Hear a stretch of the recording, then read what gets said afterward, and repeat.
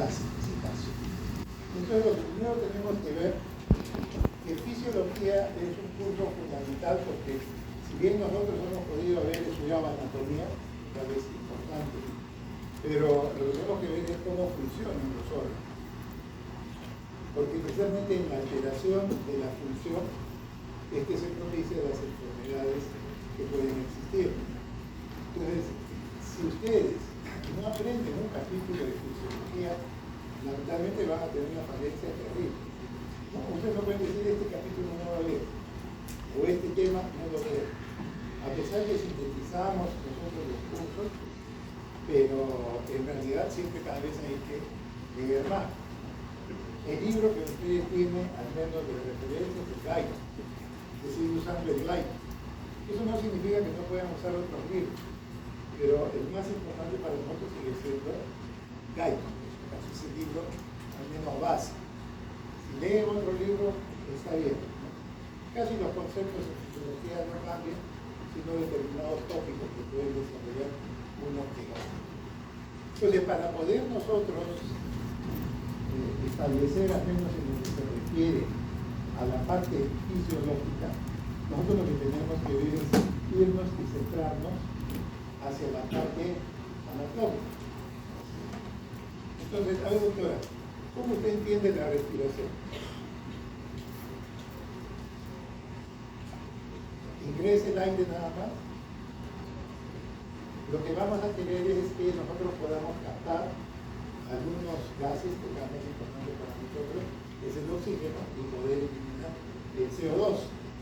Eso es lo que finalmente nosotros tenemos que hacer. Lo que tenemos que realizar es esa captura del oxígeno, que es importante, y lógicamente eliminar el CO2, que es el elemento más importante en el organismo, que si se acumula también genera una serie de efectos deleterios. Entonces, la respiración es eso, es poder captar, en este caso, el oxígeno, y por otro lado, liberar el CO2. ¿A qué niveles podemos hacer esa respiración? ¿A qué nivel? A nivel de los alveolos, o sea, a nivel pulmonar, nosotros podemos hacer ese intercambio gaseoso. Captamos el oxígeno y liberamos el CO2. ¿Y dónde más podemos hacer ese intercambio? Claro, puede ser en los ganglios, o sea, en los tejidos. En los tejidos también, ¿qué hacemos? Captamos el oxígeno y liberamos el CO2. Entonces, la respiración lo vamos a tener en ¿cuántos niveles? En dos. ¿Cuál sería? ¿Ah? Claro, uno será a nivel de los pulmones, o de los alveolos, que quieran decirlo, y el otro será a nivel tisular, los tejidos, ¿no? Entonces tenemos dos tipos de respiración. Los dos es el mismo proceso, captamos el oxígeno y liberamos CO2, pero lo hacemos en dos niveles distintos. Entonces lo primero que vamos a tratar de ver es que nosotros captamos del medio ambiente el oxígeno y vamos a liberar el CO2. Pero para eso nosotros tenemos lo que es el aparato respiratorio, ¿no? ¿Sí? ¿Qué es un aparato, doctora? Eso es sencillo. Conjunto de...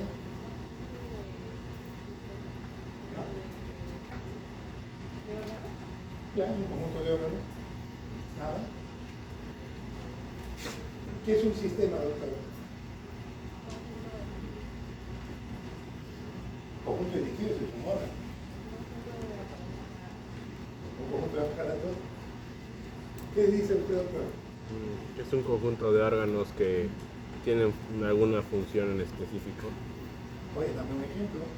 Por ejemplo, en este caso el aparato respiratorio, el sistema respiratorio que nos ayuda a la respiración. Pero, ¿es sistema o aparato respiratorio? Sería sistema. ¿Por qué sería sistema? ¿Por qué sistema, doctor? ¿Por qué no es un aparato respiratorio? ¿O es al revés? Porque los órganos están interactuando para completar la función, interactuar la función para completar la función. Me diciendo. ¿Qué dice el doctor? Nada. No han hecho histología, no han hecho eso ni anatomía. ¿Cómo está? Por ejemplo, les doy el sistema nervioso. ¿El sistema nervioso puede ser un aparato? No, pues. Siempre es sistema nervioso. ¿Y por qué? ¿Ah?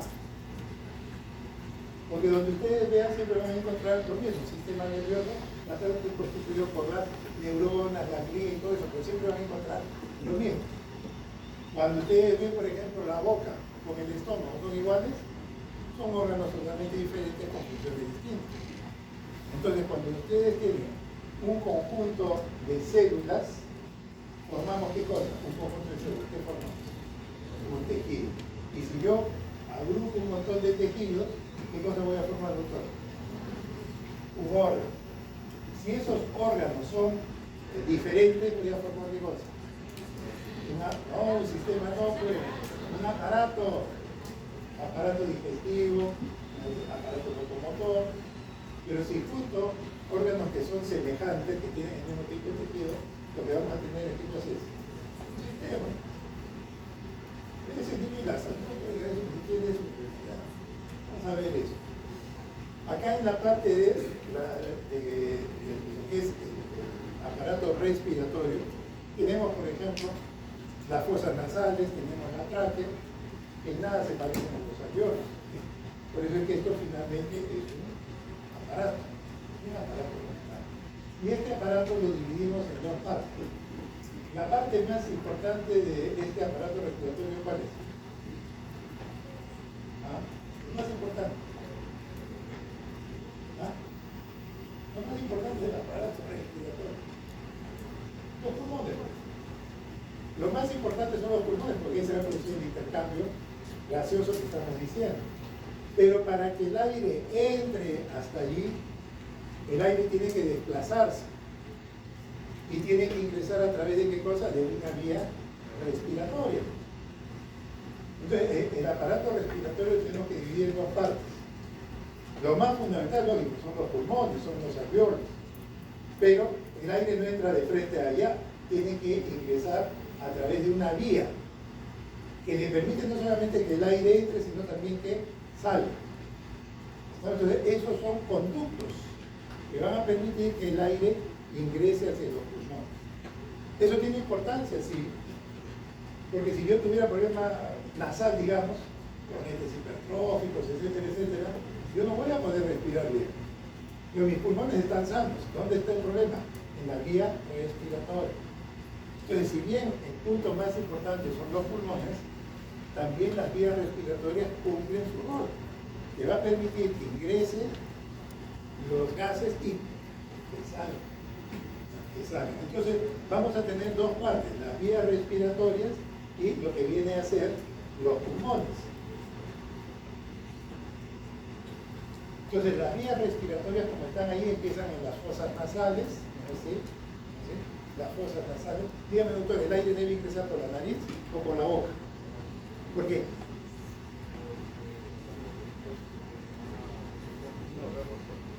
Es una buena pregunta. ¿Qué más pasa en la nariz? Se humidifica. Si les dan un golpe en la nariz, ¿qué pasa? Se humidifica el aire. ¿Sangra un montón o no? Se humidifica. Sí, ¿por qué sangra un montón? Porque tiene mucha vasculatura. ¿Para qué sirve eso? Para calentar el aire. Entonces, una persona que respira con la boca abierta, ¿está respirando qué tipo de aire? Frío. Y después dice, oiga, yo sufro de los bronquios porque está respirando aire más frío. Pero las personas respiran más por la nariz o por la boca. ¿Por qué? ¿Ah? ¿Por qué? Porque es más fácil. Por la nariz hay mucha resistencia. El aire tiene que pasar contra mucha resistencia y nuestro organismo es un organismo flojo. Uno busca hacer el menor esfuerzo posible. Aprende que abriendo la boca, pues fácilmente entra el aire. No puede hacer daño, pero es más fácil. Y está dado por la resistencia. La resistencia de la vía respiratoria y las fosas nasales hace que el aire no pase tan rápido. Pero eso es bueno, sí.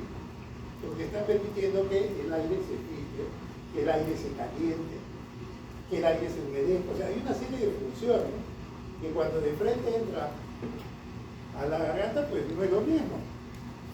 Entonces, es muy importante poder ver que cada una de esas estructuras tiene su razón de ser. Tiene su razón de ser.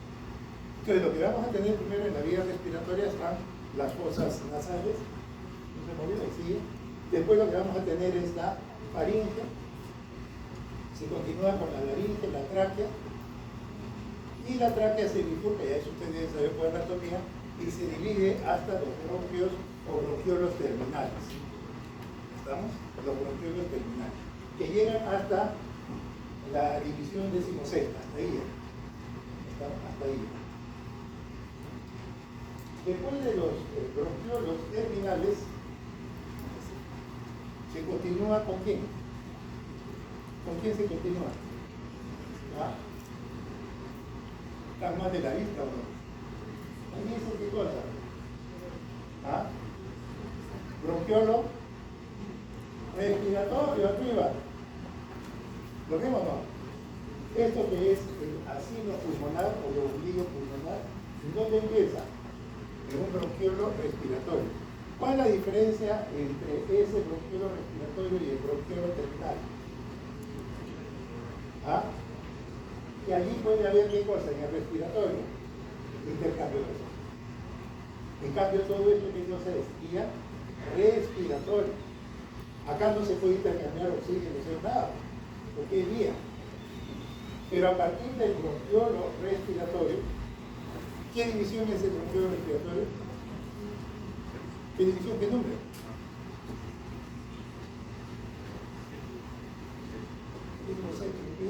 Hemos quedado en el 16, ¿quién sigue? El 17.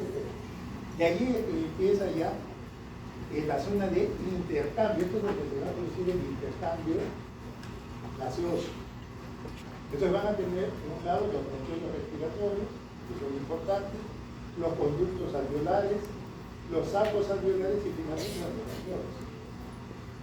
Entonces vean ustedes que en este aparato respiratorio, si bien la parte fundamental que nosotros queremos es la parte de los alveolos, porque ahí es donde se produce el intercambio gaseoso, pues hay una serie de estructuras que sirven de camino, que vienen a ser la vía respiratoria y que cumplen diversas funciones. Ya hemos dicho algunas, ¿no? Calentar el aire, filtrar el aire, etcétera, etcétera. Pero lo que a nosotros más nos interesa es el lombillo o asilo pulmonar, que más o menos nos da una superficie promedio entre 40 a 80 metros cuadrados cuando uno agarra todos los alveolos y los va distribuyendo. Entonces vean ustedes allí, a ese aparato respiratorio le tiene que llegar ¿qué cosa? La sangre, y entonces vamos a tener una arteria y una vena pulmonar. Entonces tenemos nuestra estructura. ¿Ustedes recuerdan del ventrículo derecho qué arteria sale? ¿Del ventrículo derecho qué arteria sale? La arteria pulmonar. Sale la arteria pulmonar, ¿sí? ¿Y cuántos mililitros lleva la arteria pulmonar en cada latido? ¿Cuánto? ¿Ah? ¿Se adivina o qué? ¿Cuánto bombea el ventrículo izquierdo o derecho de un latido normal?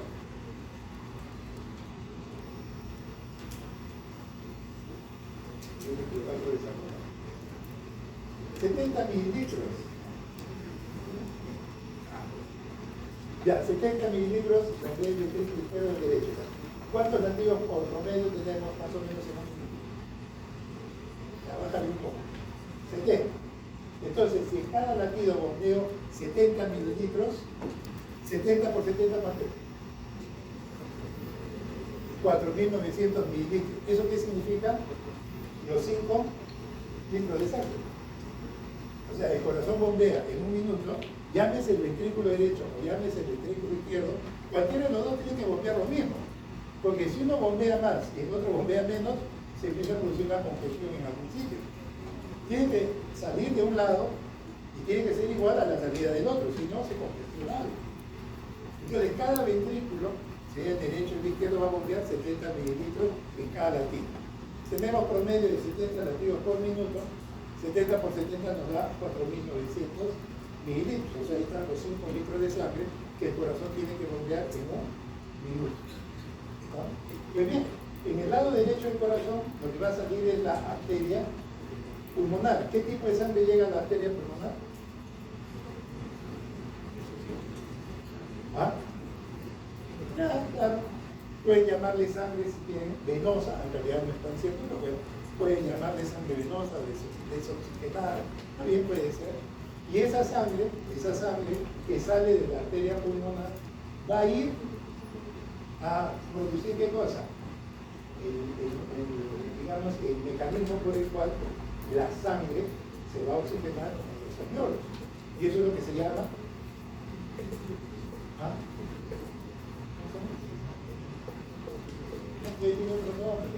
cuando la sangre se oxigena, hematosis. La hematosis. Entonces, la sangre que está saliendo de la arteria pulmonar va hacia los alveolos para que se pueda oxigenar. Eso va a generar el nombre de hematosis, la oxigenación de la sangre, y vamos a captar el CO2, y ese CO2 va a regresar a través de qué estructura, a través de las venas pulmonares. Pero las venas pulmonares en este caso, ¿qué tipo de sangre llevan? Sangre oxigenada. No, sangre oxigenada. Producto de la hematosis lo que está llevando es sangre oxigenada. Entonces, los pulmones reciben la arteria pulmonar y salen las venas pulmonares. ¿Cuántas venas pulmonares son? 4. Son 4. ¿Cómo se llaman las arterias que nutren al pulmón? Que le alimentan al pulmón. ¿Ah? ¿Cómo se llama la arteria que va a nutrir? Bronquial. ¿Ah? Bronquial. ¿Ah? Bronquial. Vamos a tener arterias bronquiales. Porque estas arterias, la pulmonar, ¿qué hace? Lo que está haciendo es llevarle trabajo al pulmón. Le está llevando trabajo para que los alveolos oxigenen la sangre. Le estoy llevando trabajo, pero no le estoy alimentando al pulmón. ¿Quién le alimenta el pulmón? Pues tienen las arterias bronquiales. Ellas son las que sí le van a llevar los nutrientes precisamente al pulmón. Entonces no confundan, hay dos tipos de circulación. La circulación que va a ser funcional, que está a cargo de la arteria y de las venas pulmonares, que es muy importante, ¿sí? Porque ese es el trabajo que hace el pulmón, entonces, pero la que nutre al pulmón es otra. Y esas son pues ya las arterias que son bronquiales, porque son los que van a llevarle la comida a ese pulmón. Pues bien, un concepto que también tiene que ver, más o menos, la cantidad de aire que nosotros movilizamos cada vez que respiramos, más o menos 500 mililitros. Ese es el promedio. A eso se llama volumen tidal o volumen área. Ese es lo que normalmente nosotros estamos respirando sin hacer mayor esfuerzo. Ese es el volumen tidal y ese es el volumen que es más o menos de 500 mililitros. Muy bien. Ese volumen tidal, ese volumen que va a ir a tratar, pues, digamos, de entregar el oxígeno, hay una parte que se va a quedar en la vía respiratoria. ¿No? ¿Dónde empezaba la vía respiratoria, doctor? En las fosas nasales. ¿Y dónde terminaba? En el bronquiolo número 16, el bronquiolo terminal. ¿Ahí se ha producido intercambio gaseoso? No. ¿Ese aire es intercambiado? No. Pues bien, todo ese espacio de la vía respiratoria, a eso se llama espacio muerto anatómico. ¿Por qué es anatomía? Ese es el espacio muerto anatómico. Eso nosotros no lo podemos tocar, porque todo el mundo tiene ese espacio muerto anatómico. ¿Vale? Es el aire que está en la vía respiratoria que lógicamente no se usa pues, porque está en la vía respiratoria y que más o menos es alrededor de 150 mililitros. ¿Ya? Es más o menos 150. Entonces, ¿cuánto es el aire, doctora, que llega finalmente a los alveolos? ¿Ah? 350. 350 es lo que va a llegar a los alveolos. 150 es el espacio muerto anatómico y ahí la diferencia, 500 con 250 nos queda 350. Eso es lo que va a llegar a los alveolos para el intercambio de oxígeno. Entonces, el espacio muerto anatómico, el espacio muerto anatómico, es más o menos 150, va desde las fosas nasales hasta el bronquiolo. ¿De qué manera yo podría acortar ese espacio muerto anatómico? ¿Ah? ¿Haciendo una respiración? ¿Ah? No, porque es una respiración igual de el espacio muerto anatómico. ¿Ah? Cuando una persona se está asfixiando, lo último que tenemos que hacer para que la persona pueda respirar, ¿qué cosa es? ¿Ah? La persona se está autorando, ¿qué hacen ustedes rápido? ¿Una qué? Un cuchillo.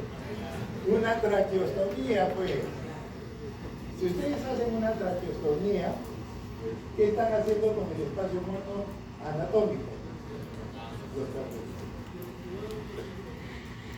Cuando ustedes se intuban al paciente, van viendo que van a crear que es un espacio más amplio dependiendo de dónde va el tubo del paciente, o sea, de dónde se está rodando. Porque el tubo se pone hasta antes de la bifurcación. Pero si uno ya lo pone a un sitio, se colapsa. Entonces, si uno hace una traqueotomía, uno puede acortar el espacio anatómico, ¿sí? Uno puede acortar ese espacio muerto anatómico a través de una traqueostomía. Es una cuestión de emergencia. Pero después hay otro concepto, que es lo que se llama el espacio muerto fisiológico. Lo que sucede es que si bien nosotros tenemos pues, los alveolos pulmonares, estos alveolos pulmonares deben recibir sangre. Entonces los alveolos respiratorios precisamente reciben por un lado aire, eso se llama ventilación, los alveolos se ventilan, ¿sí? Pero por otro lado los alveolos reciben sangre y eso se llama perfusión. Los tejidos, los órganos se perfunden, es decir, reciben sangre. Entonces los alveolos, por un lado pueden recibir la ventilación y por otro lado pueden recibir la perfusión. Entonces, hay una relación ventilación y perfusión a nivel del alveolo. Ahora, yo puedo estar, por ejemplo, de pie, y al estar de pie, por mi posición, la ventilación, los gases en el pulmón, yo estoy de pie. Los gases, ¿hacia dónde más van? ¿A la parte de arriba, al medio o abajo? ¿Hacia dónde van los gases? ¿Abajo?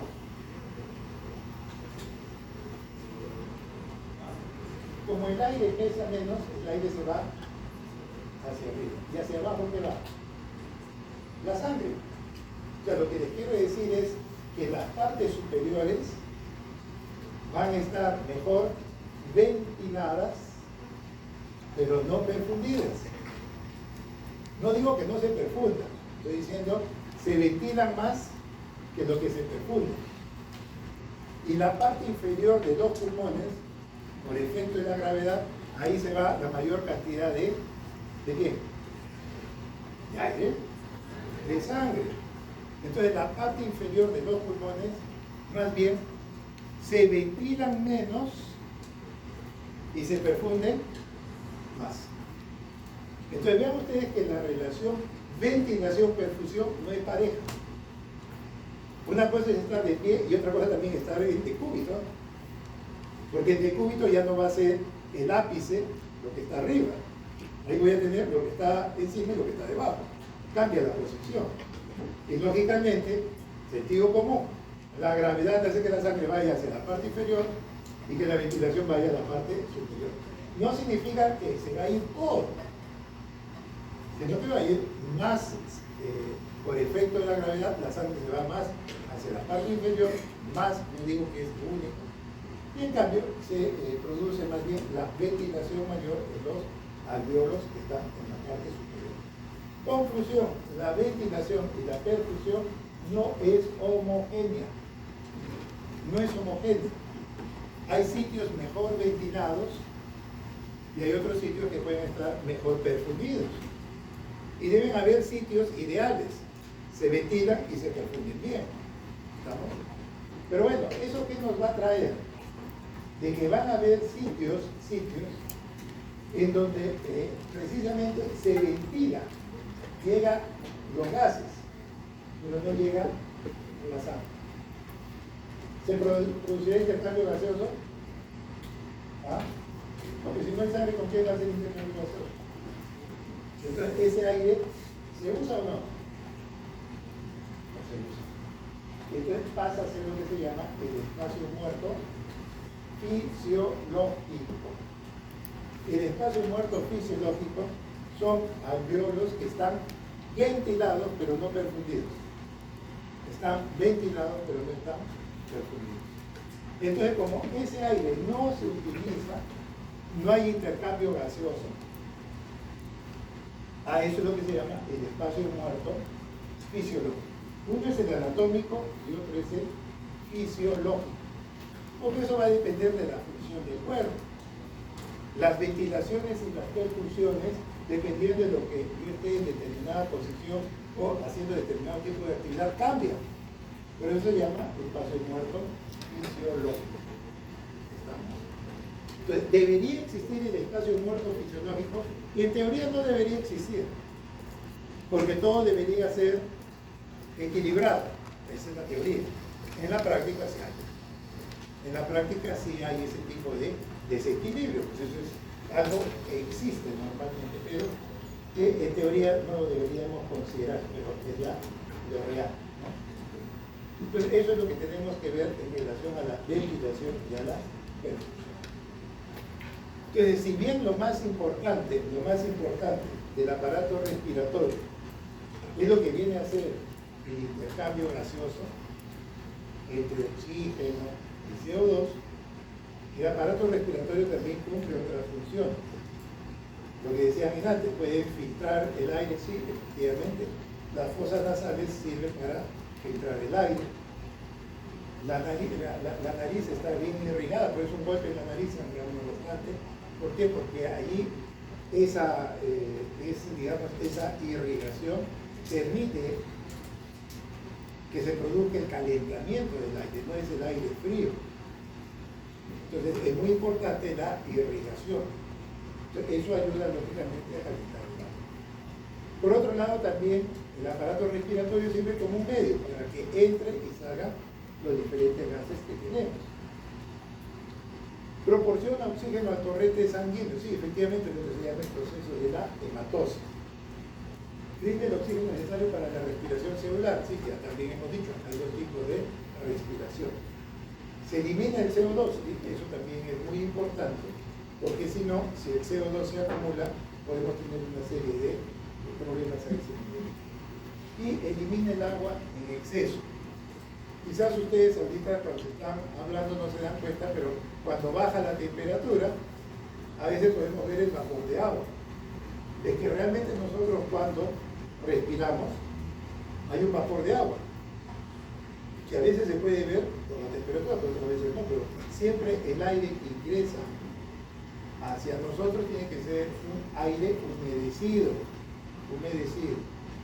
Y si no está humedecido, hay que humedecerlo. Entonces, cuando se usan los balones de oxígeno al paciente, ¿qué tenemos que ponerle? Agua, para que el aire pase a través del agua y se humedezca. Entonces, eso es importante. Y bueno, más adelante van a ver también que el aparato respiratorio tiene que ver precisamente en relación al pH. Acidosis respiratoria, alcalosis respiratoria, ahí participan también los pulmones. Entonces vean ustedes que, como hemos estado estado mencionando, hay dos tipos de respiración.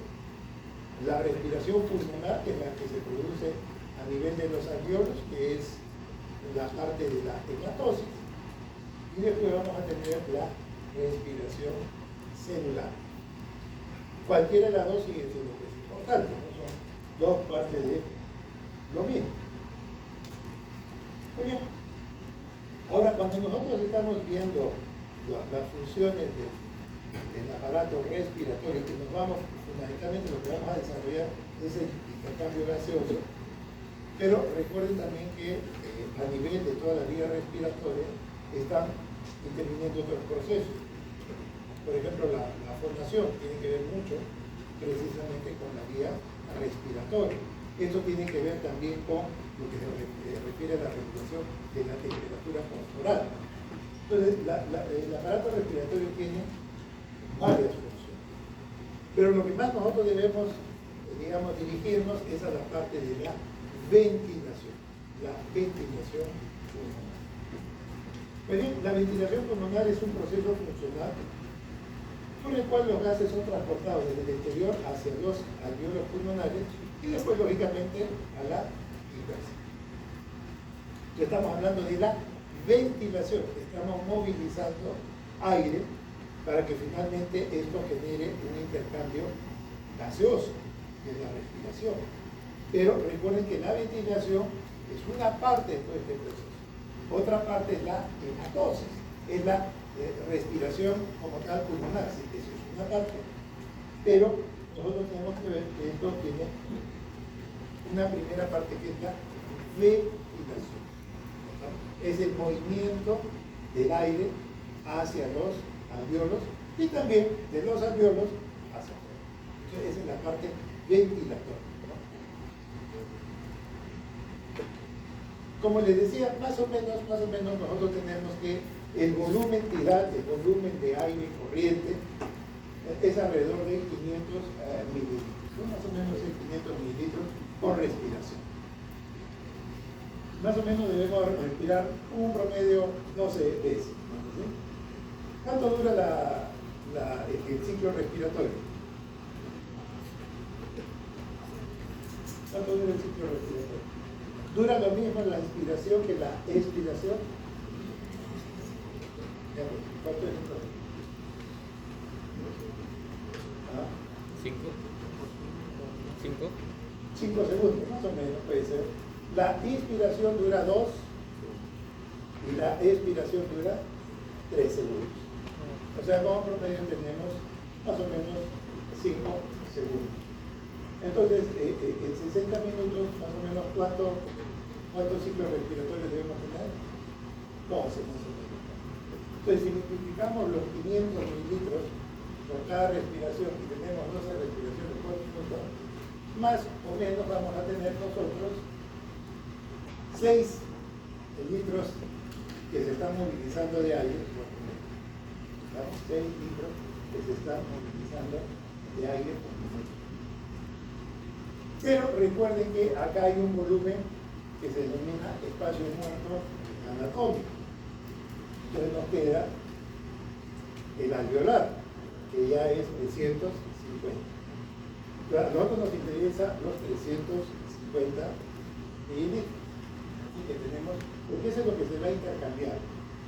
Esos 350 multiplicados por 12 respiraciones nos da más o menos que tenemos nosotros 4 litros por minuto de aire a nivel de los alveolos. ¿Estamos? Entonces, a los alveolos más o menos le va a llegar alrededor de 4 litros de aire, ¿no? ¿Y cuántos de sangre? 5 litros. Entonces, la relación ventilación-perfusión, ¿cuánto debe ser? 4 entre 5. ¿Cuánto es eso? 0.8. La relación ventilación-perfusión es promedio 0.8. ¿Por qué? Porque vamos a tener más o menos, y ahí está, 4 litros que están en los alveolos. Eso es lo que nos interesa. No me interesa tanto lo del espacio muerto anatómico. A mí me interesa la parte celular. Entonces yo tengo 4 litros que están movilizándose en los alveolos. Pero ¿cuánto llega de sangre a los alveolos? 5 litros por minuto. 4 y 3, 5 se repite. Y ustedes van a ver que esa constante de C8 se repite un montón de veces en la parte respiratoria. Entonces, tiene que haber una relación a ese nivel.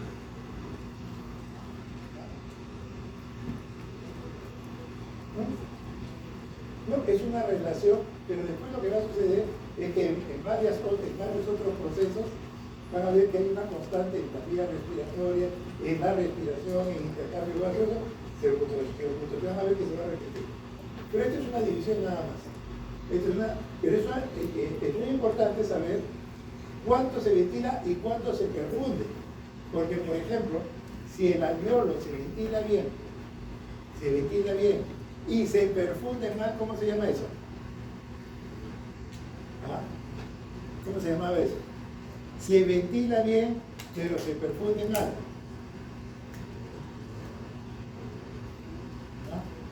Se ventila bien, llega el aire, pero no le llega la sangre.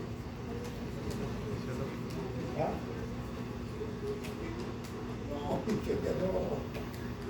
Dios no te castiga. Yo sí se lo he dicho hace un ratito. El espacio muerto que era. En un minuto has podido retener eso. El espacio muerto fisiológico no era, se ventila bien pero no se perfunde. Entonces esa relación ventilación-perfusión sí les va a servir después. Entonces eso es una relación entre ventilación y perfusión, pero tiene muchas implicancias. Tiene muchas implicancias en las enfermedades. Si yo tengo un trombo, una tromboembolia pulmonar que me tapa, me obstruye la sangre que va hacia los alveolos pulmonares, ¿qué voy a estar creando? Una alteración de la ventilación-perfusión. Y eso está generando el espacio muerto. Si bien es una relación, sí tiene utilidad, pero es una relación entre ventilación y perfusión. Entonces, ¿usted ha hecho alguna reanimación cardiopulmonar? ¿Quién ha hecho reanimación cardiopulmonar? Nadie. ¿Han hecho que sean las prácticas? ¿Y han dado respiración al muñeco? ¿Los médicos estamos obligados a dar respiración? ¿Boca a boca?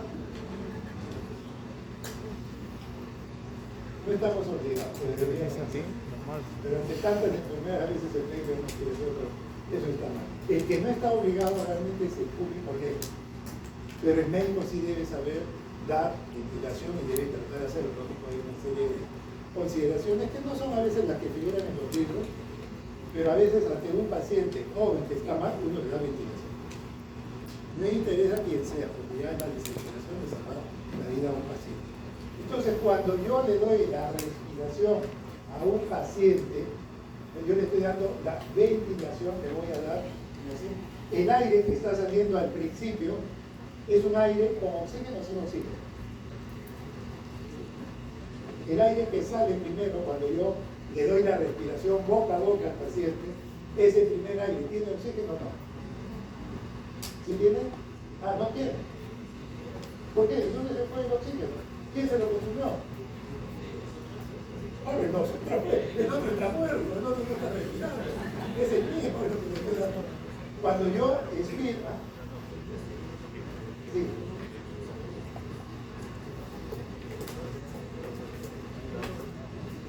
Sí, es difícil, difícil.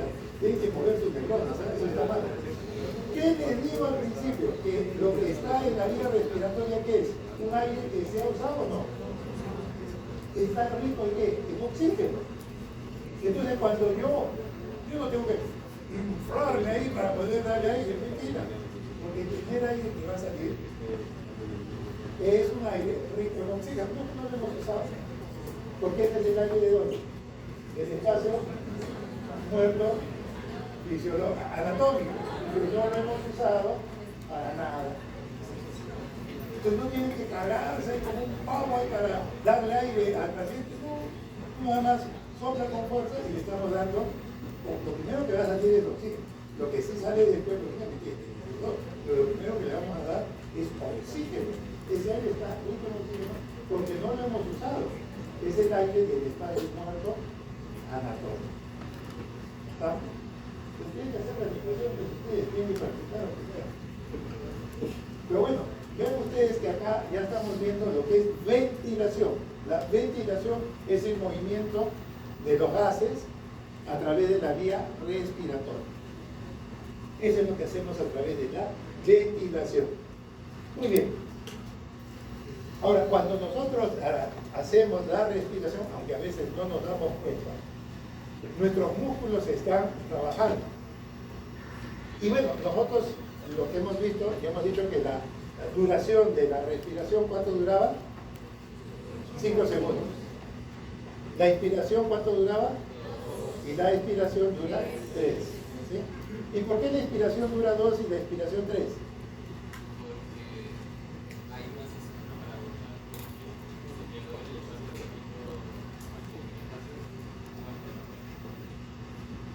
Me parece muy bien tu deducción, pero no es la respuesta. ¿Quién se le ocurre a ver? Para inspirar, nosotros hacemos un esfuerzo. Es un fenómeno activo. La expiración es un fenómeno pasivo. Por eso es que demora más. Pues. El otro es activo. Porque hacemos que todos nuestros músculos trabajen. En cambio, la inspiración es un fenómeno pasivo. Entonces ya es una cuestión que por diversos mecanismos ya la respiración, cuando ya entra en etapa de expiración, ya es pasivo. Entonces en la inspiración tenemos que gastar energía, tenemos que hacer que los músculos inspiratorios funcionen. ¿Cuál es el principal músculo inspiratorio? A ver, doctora. El diafragma. El diafragma es el principal músculo y que tiene una posición especial entre lo que es tórax y abdomen. Entonces, el abdomen generalmente tiene más presión, el tórax tiene menos presión. Entonces, ¿qué va a suceder en el reposo? En el reposo, en el abdomen tenemos más presión, en el tórax tenemos menos presión. El diafragma es un músculo plano, pero como hay mucha presión en el abdomen, ¿qué hace al diafragma? Hace que este adopte una posición de cúpula. Porque hay mucha presión intraabdominal y poca presión intratorácica. Por eso se habla de presión negativa intratorácica. ¿Por qué? Está hablando en relación al abdomen. En el abdomen tenemos más presión que en el tórax. Por eso decimos, en el tórax tenemos presión, entre comillas, negativa. Y por eso es que el diafragma adopta una fórmula o una posición o una ubicación que hace finalmente que ese músculo, cuando entra en reposo, dibuje o describa una cúpula, ¿no? Eso es cuando está en reposo.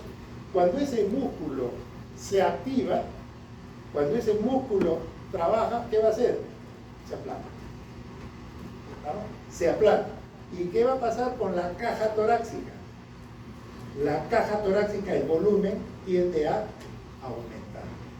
La caja torácica tiende a aumentar. ¿Estamos? Entonces, vean ustedes, el diafragma es uno de los músculos más importantes que tienen que ver con, precisamente con el fenómeno de la inspiración y también de la expiración. Pero en la inspiración tiene una función activa, mientras que en la expiración es un fenómeno pasivo. ¿Vamos? Y vean ustedes que esto puede desplazar medio, 1 centímetro, no es mucho, pero para toda la capacidad nuestra, para toda la jaula torácica, es bastante. Uno dice, no, pero bajó medio centímetro, se aplanó 1 centímetro, es poco. Uno ya podría decir es poco, pero en realidad desde el punto de vista funcional, eso significa bastante. Entonces, como vamos a ver después, vamos a ver esto.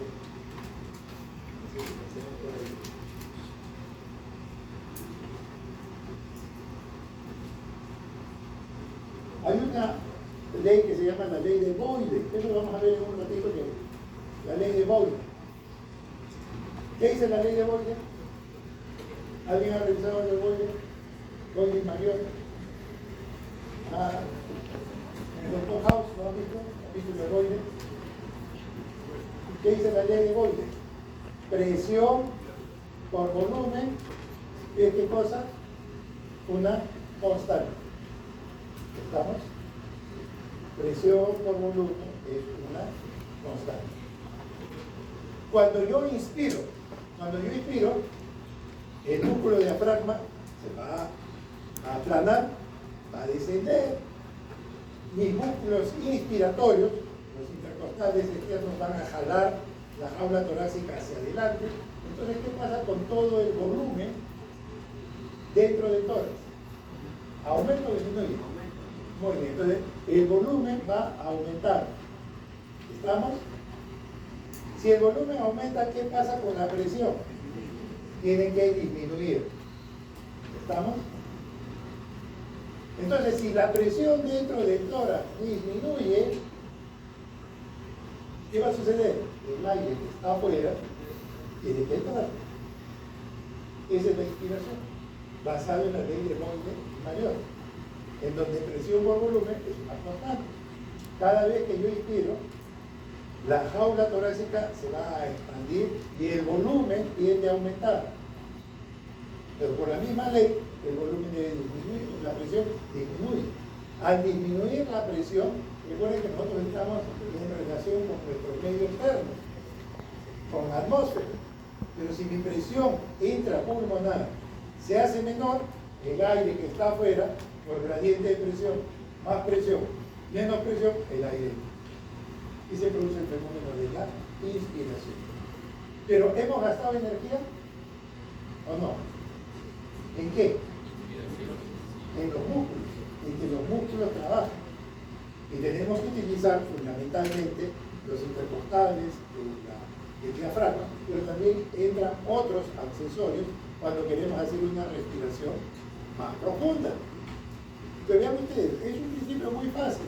Si yo aumento en la inspiración mi jaula torácica, mi volumen intratorácico, la presión dentro de esta jaula torácica disminuye en relación al medio ambiente.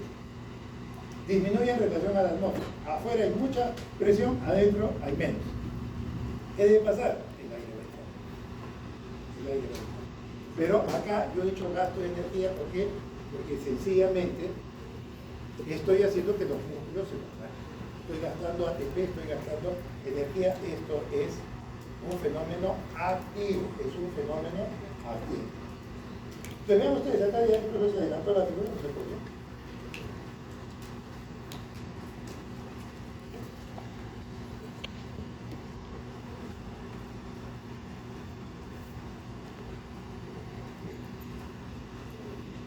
Por acá estamos.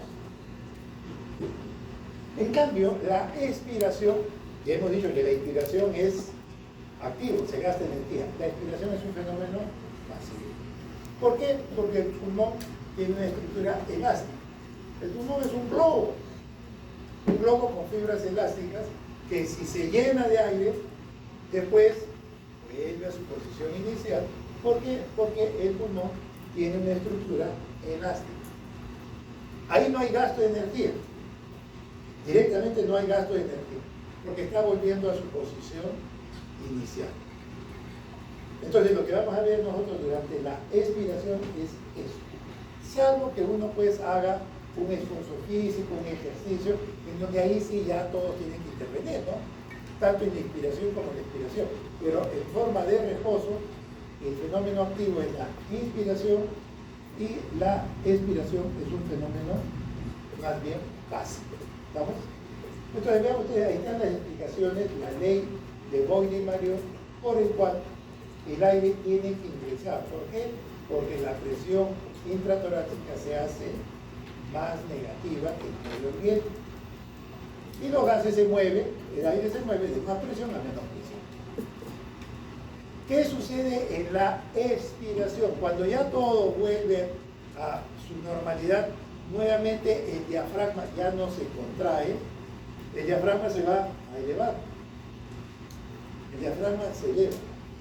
Los pulmones se desinflan por su elasticidad. Entonces, la parte del volumen intratorácico el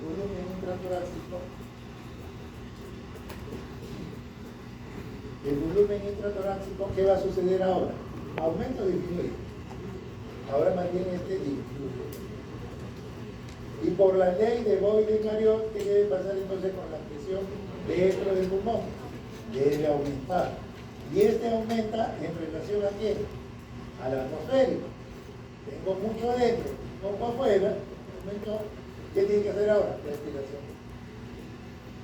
¿No? Entonces vean ustedes, esto es, la ley de Boyle y Mariotte determina el movimiento del aire. Y ese movimiento del aire que concentra ventilación, que va a asegurar que el aire ingrese para un intercambio gaseoso y que después también tiene que sacarlo. Esa es la ley de Boyle y Mariotte. ¿Estamos? ¿Qué otra ley más hay? Aparte de la de Boyle. En gases. Laplace. ¿Qué otra ley? Laplace. La ley de las motocicletas, de los autos. Nada, no lean. De Laplace.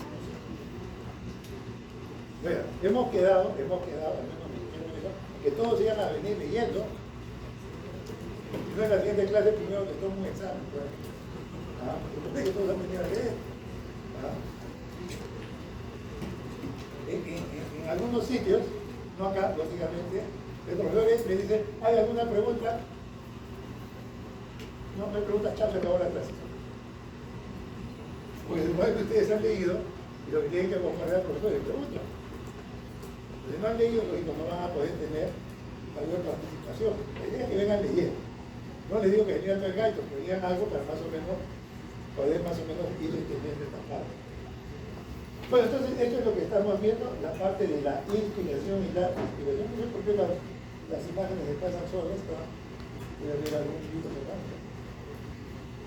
Pero ya lo fundamental es que vemos, la inspiración es un proceso activo y la expiración es un proceso pasivo. Eso que va a determinar el movimiento de volúmenes de aire, es decir, lo que es la ventilación. Y de esa manera aseguramos que llegue el aire hacia los alveolos. ¿Estamos? Ahora, lógicamente, dentro de todo esto se manejan una serie de principios de la física.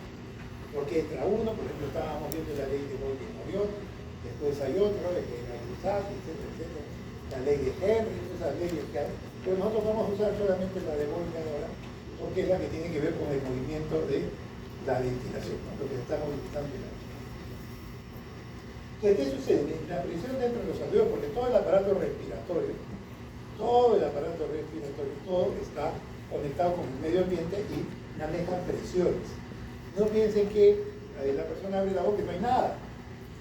No, lo que pasa es que nosotros tenemos un volumen, hay vapor de agua, otros medios que están en toda la vía respiratoria y que están funcionando cada uno de ellos.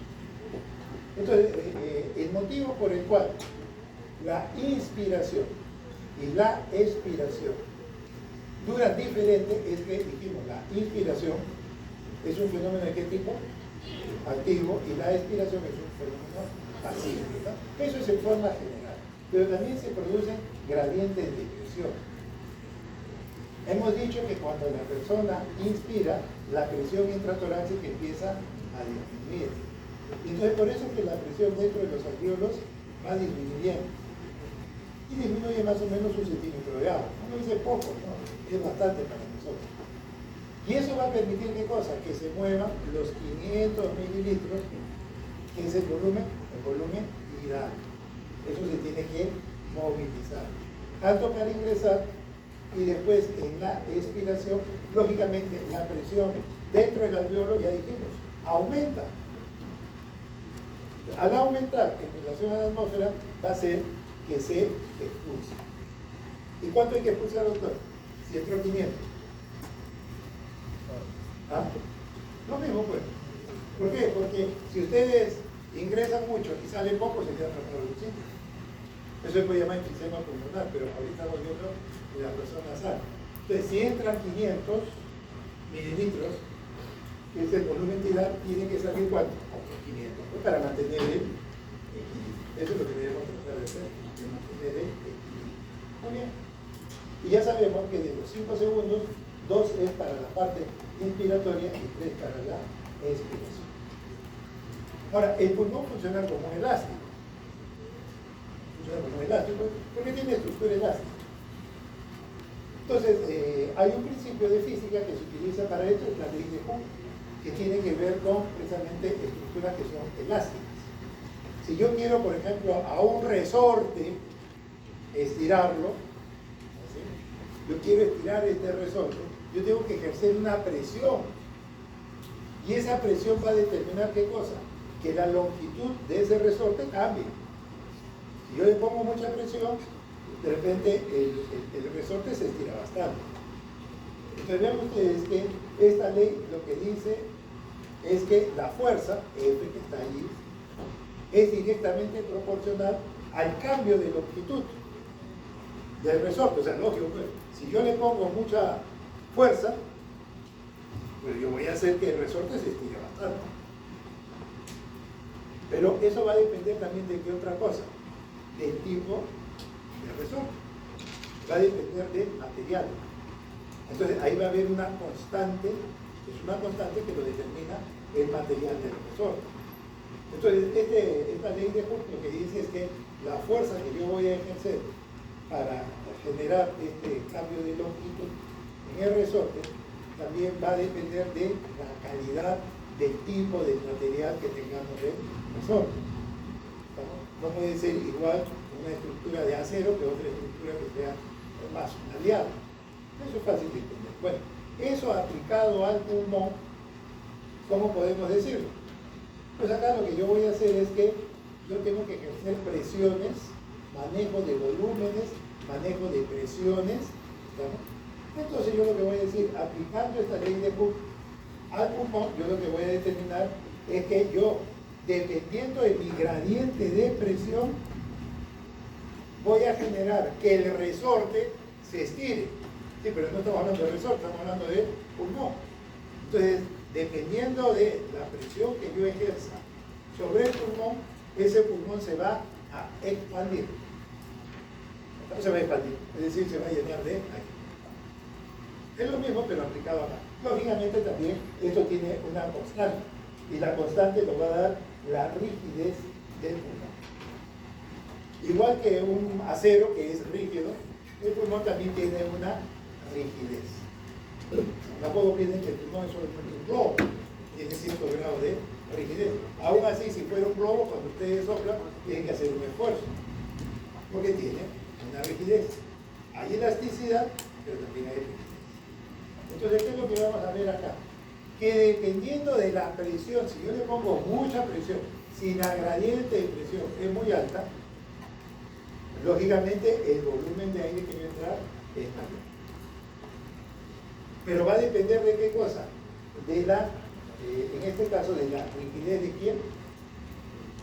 ¿Me sigue o no? ¿La rigidez de quién? Del pulmón. Entonces, si yo a un paciente, por mala suerte, este paciente tiene que estar con un ventilador, el ventilador tiene que mandar presión para que entre ese aire a los alveolos. ¿Estamos? Entonces, ¿qué sucede? ¿Qué sucede? Si yo le pongo mucha presión, puedo romper los alveolos. Entonces, yo tengo que ver que la presión que debo ejercer no me debo pasar siempre de determinado rango, porque dependiendo de la presión que yo ejerza, ese pulmón se va a expandir mucho o poco. Por eso es que a los ventiladores uno tiene que ir regulándole para no dañar el alveolo. Pero si bien la presión va a determinar las variaciones en el volumen, esto va a depender de qué otra cosa, doctor. ¿Cuál era la otra variable que faltaba? Ya hemos visto presión, hemos visto cambio de longitud o el cambio de volumen. ¿Qué falta del otro? El otro que era la rigidez. ¿Por qué? Porque el pulmón de un niño, pues su rigidez es muy pobre, baja, muy pequeña. El pulmón todavía recién está formado, pero de una persona de 80 años, ¿cómo será su pulmón? Más rígido. Entonces, dependiendo de eso, yo ya tengo que empezar a manejar otros parámetros. Entonces, la fuerza que yo quiero darle para que entre el aire, ¿no?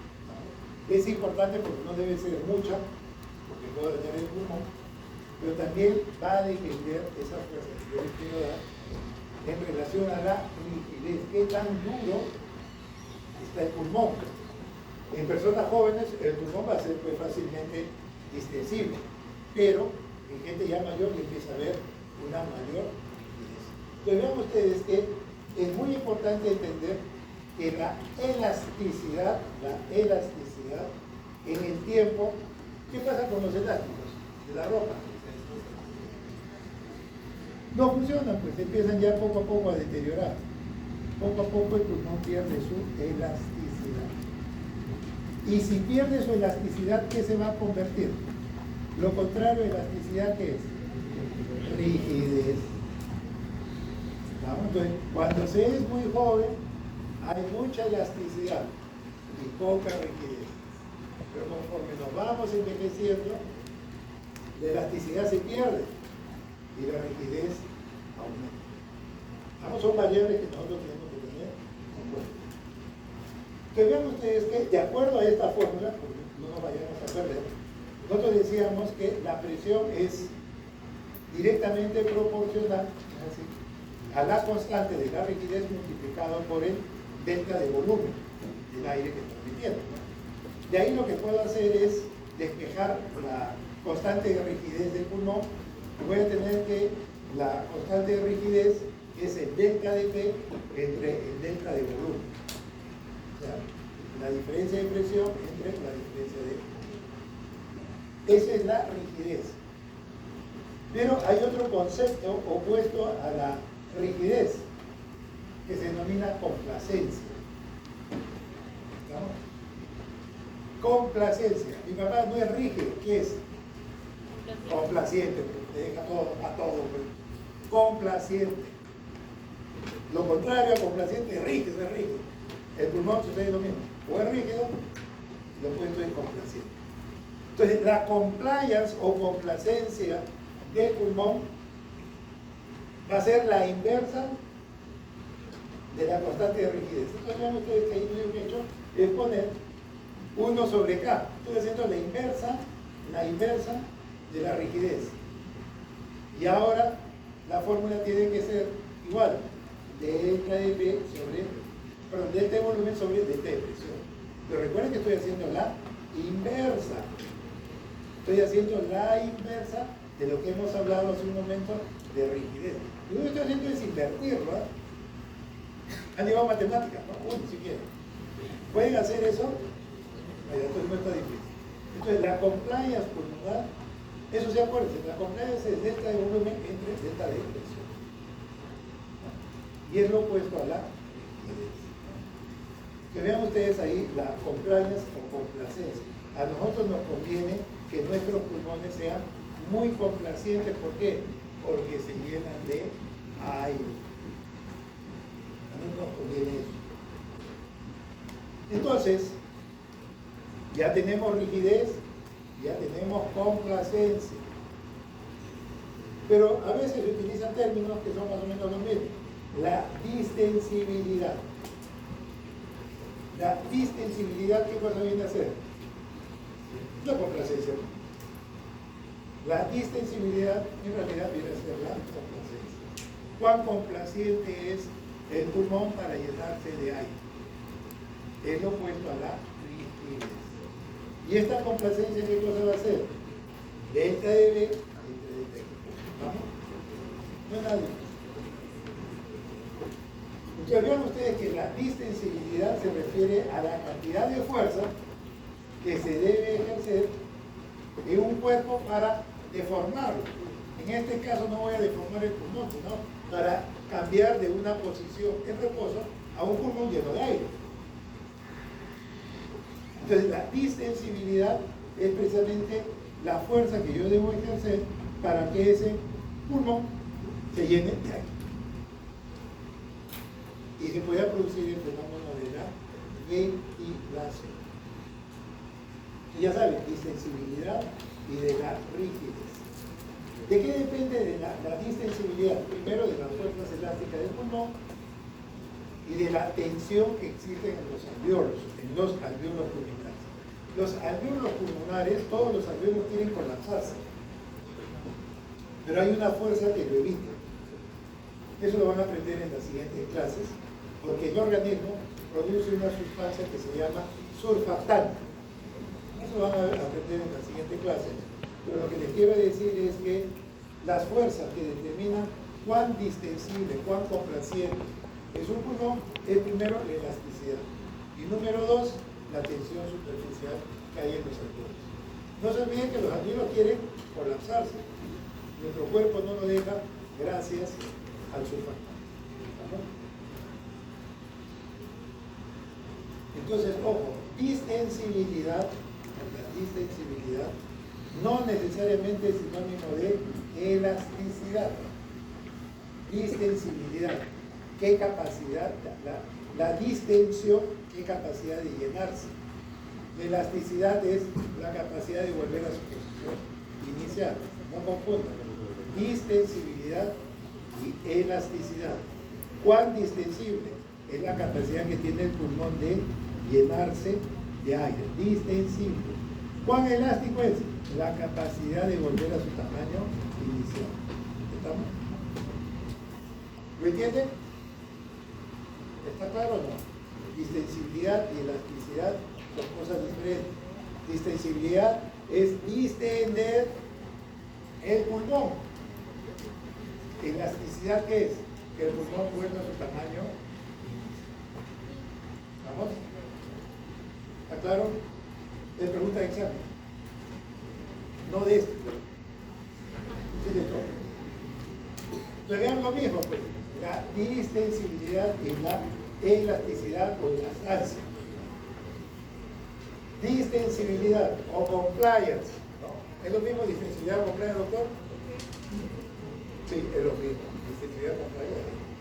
Propiedad que permite el alargamiento o que el pulmón se llene de aire. ¿Qué cosa es elasticidad? Propiedad de un cuerpo para volver a su posición inicial, a reposo. Yo tengo que tratar de sacar el aire que está adentro. Esa es la elasticidad. Entonces de ahí empiezan a aparecer estas imágenes, estas figuras que al final se van a terminar combinando, porque si tienen la idea clara. Distensibilidad entre el aire. Elasticidad, vuelve a su posición inicial. La distensibilidad, dijimos el delta F, el delta EB entre delta EB. ¿Es de pregunta de examen? Después no me digan delta EB entre delta EB. Ya me falta hacer. Pues no va a ser tan directo. Tengo que crear una situación. Muy bien, entonces nosotros tenemos que en el pulmón hay unas envolturas que cubren al pulmón, que es la pleura. Doctor, ¿la pleura duele o no? ¿O es el pulmón lo que duele? Ni idea. ¿Ah? ¿El hígado duele? ¿O es la cápsula? ¿Cómo se llama la cápsula del hígado? Doctor Claudio, no lo he mencionado. La cápsula, ¿cómo se llama la cápsula de la vesícula?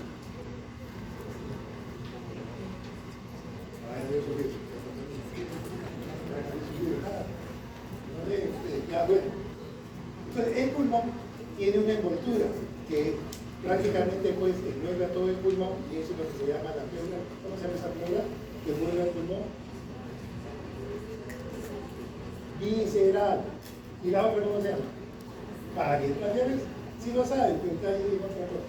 Es visceral, la que está en relación a la víscera, y el otro es hacia la pared. Entre los dos hay un espacio, ¿no? Y debe haber líquido también, porque si no estaría flotando. Hay una pequeña cantidad de líquido entre ambas pleurias. Y eso permite que precisamente las pleuras se movilicen sin generar ruido, ¿no? Porque también las pleuras se inflaman y pueden generar un ruido que se llama frote pleural. No puede escuchar eso porque las paredes se han puesto rígidas. Entonces normalmente nosotros tenemos tenemos una hoja visceral y una hoja parietal. Muy bien, entre esa hoja visceral y parietal, las dos están en contacto, hay un poco de líquido, pero hay un espacio que hay allí que tiene una presión negativa y eso nunca cambia. Se puede hacer más negativa o menos negativa, pero no va a cambiar. Siempre va a existir un espacio. Y en ese espacio, lo que nosotros, si nosotros tenemos por acá el pulmón, jala, si quisiéramos referenciarlo, que este fuera la pleura de qué tipo, esa sería la visceral, y este cambio, la parietal. ¿El pulmón qué trata de hacer? Colapsarse. No les digo que los alvéolos tratan de colapsarse, o sea, los alvéolos tratan de que el pulmón colapse, pero la jaula torácica, ¿qué hace? Que se extienda. Esto es una fuerza y una lucha de fuerzas. Por un lado, la jaula torácica que jala para que esto no colapse, y por otro lado los pulmones, la imagen que está tratando de que los alvéolos colapsen. Esa fuerza entre los dos se está sucediendo a nivel del espacio pleural. Y en ese espacio pleural hay una presión que es una presión negativa, o sea, significa que es una presión menor. ¿Cuán menor es? Más o menos de menos 5 centímetros de agua. Esa es la presión que existe dentro de este espacio pleural y que es la resultante de que por un lado los alvéolos tratan